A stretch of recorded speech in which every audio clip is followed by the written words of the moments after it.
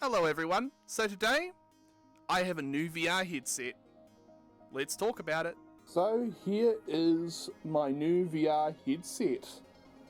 It is the PlayStation VR headset. These were originally designed for a console. So I'm just going to move it like this and have it flop over.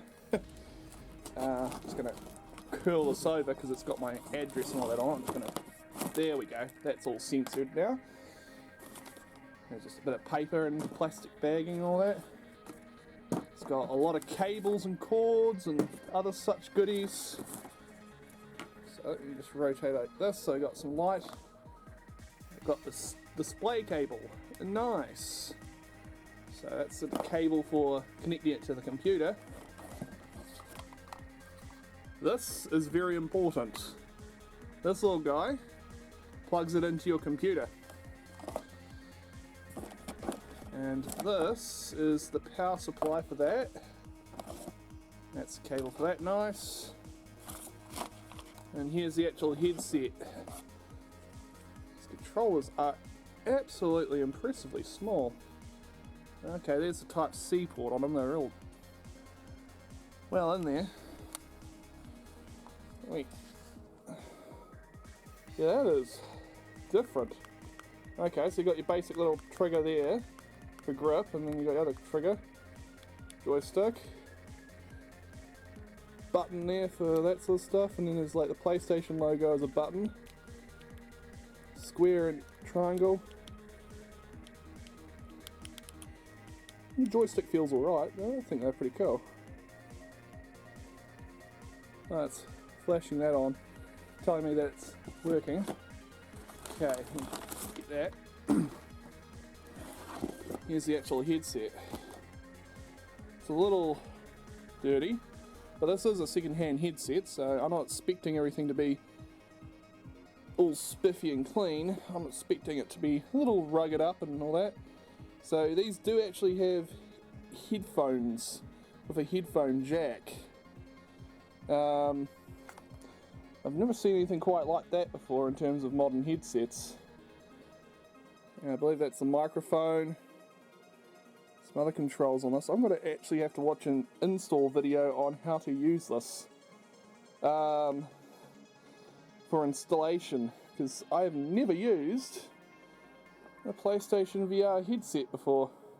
This does actually have OLED displays. Now, if you're wondering what that purple haze is on the video, it's from my planter light. I've got a couple plants going in here, tomatoes, and I think that's either that little guy right there is a pumpkin or a watermelon. I won't know until it gets a bit bigger. Also a nice other fruit tree. Yeah. Let's not get distracted though by our plants. Let's get this thing running and see how it looks in VR, and I'll describe it for you. So, installation of the hardware was pretty straightforward. Plug this in, plug that in, pretty much sorted. The one thing I will say that's a little tricky is, of course, getting the software working. But it's not impossible, and if anyone can't do it, it's usually news reporters and all that. Like, I've watched so many people who couldn't figure it out. So, basis is, I installed the everything that was needed. One thing I will recommend you will want to do is make sure that you turn off the following settings. Make sure you turn off motion smoothing, because you will need to do that for the headset to work properly. Once that's done, everything seems to run perfectly fine. I have found that you do have a few issues here and there, but they're alright.